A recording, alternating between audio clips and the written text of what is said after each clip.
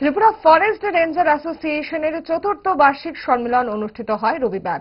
এদিন আগরতলা গীতাঞ্জলি গেস্ট হাউসে এই সম্মেলনে উপস্থিত ছিলেন বনমন্ত্রী অনিমেষ দেববর্মা, বন দপ্তরের অধিকর্তা, অ্যাসোসিয়েশনের সভাপতি সুমন ভৌমিক, সম্পাদক জগৎ বাহাদুর দেববর্মা সহ অন্যান্যরা।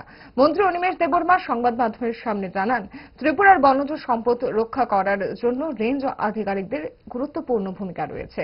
স্বাভাবিকভাবে মন্ত্রী আধিকারিকদের উদ্দেশ্যে বলেন তারা যেন যথাযথভাবে দায়িত্ব পালন করেন। অন্যদিকে অ্যাসোসিয়েশনের সভাপতি সুমন ভৌমিক জানান, এই সম্মেলনের মাধ্যমে অ্যাসোসিয়েশনের বিভিন্ন দাবিগুলি তারা দপ্তরের মন্ত্রী এবং অধিকর্তার নিকট পেশ করবেন।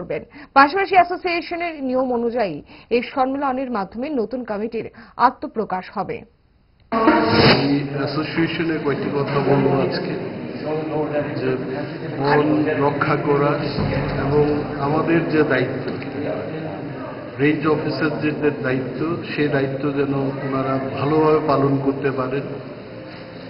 এজ এ মিনিস্টার আমি ওনাদের উৎসাহ দেওয়ার জন্য এবং বনজ সম্পদ রক্ষার যে গুরু দায়িত্ব আমাদের কাছে আছে, এই গুরুত্বটা তাদের বোঝানোর জন্য বলবো না, আমার নিজস্ব যে কতগুলি পয়েন্ট, সেই পয়েন্ট ওনাদের সামনে তুলে ধরব, যাতে করে ওনারা উৎসাহিত হন এবং ত্রিপুরার বনজ সম্পদকে যেন আমরা আরও ভালোভাবে রক্ষা করতে পারি, সেই দিকে যেন ওনারা এগিয়ে যান।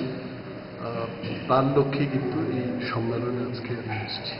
নতুন কমিটি ফরমেশন হইব, যেটা আমাদের অ্যাসোসিয়েশনের যে রুল, আমরা আজকে আমাদের বিভিন্ন ডিমান্ডসগুলো, বিভিন্ন দাবিগুলো আমরা আমাদের মিনিস্টার সাহেব এবং আমাদের দপ্তরের যে অধিকর্তা আছেন তাদের কাছে আমরা প্রেজেন্ট করি। তো তারপর আমাদের যে কর্মসূচি অনুসারে আমাদের নতুন কমিটি ফরমেশন। কি কি রয়েছে আপনাদের ডিমান্ডের মধ্যে রাজ্য সরকারের? আমাদের ডিমান্ড যেগুলো হচ্ছে, প্রথমত হচ্ছে ভারতবর্ষে প্রতিটা রাজ্যে ফরেস্ট রেঞ্জাররা হচ্ছে গ্রুপ বি গ্যাজেটেড অথবা গ্রুপ এ গ্যাজেটেড পোস্টে কর্মরত রয়েছে, কিন্তু দুর্ভাগ্যবশত আমাদের ত্রিপুরাতে এখনো গ্রুপ সি নন গ্যাজেটেড হয়ে আছে। তো আমাদের মুখ্য দাবি হচ্ছে আমাদেরকে গ্রুপ বি গ্যাজেটেড অতি সত্বর করার জন্য। আর আমাদের পে স্ট্রাকচার নিয়েও আমাদের একটা ডিমান্ড রয়েছে, আমাদের গ্রেড পে বাড়ানোর জন্য, যেটা সেন্ট্রাল গভর্নমেন্টের গাইডলাইন আছে, সেইভাবে যেন আমাদেরকে গ্রেড পে দেওয়া হয়। ডায়েট যতই রেস্ট্রিক্টেড হোক না কেন, ওয়েদারকে তো আর রুটিনে ফেলা যায় না। But if there is a problem, 5 দশক ধরে গ্যাস, অম্বল ও পেটের সমস্যার একমাত্র সমাধান গ্যাস নল।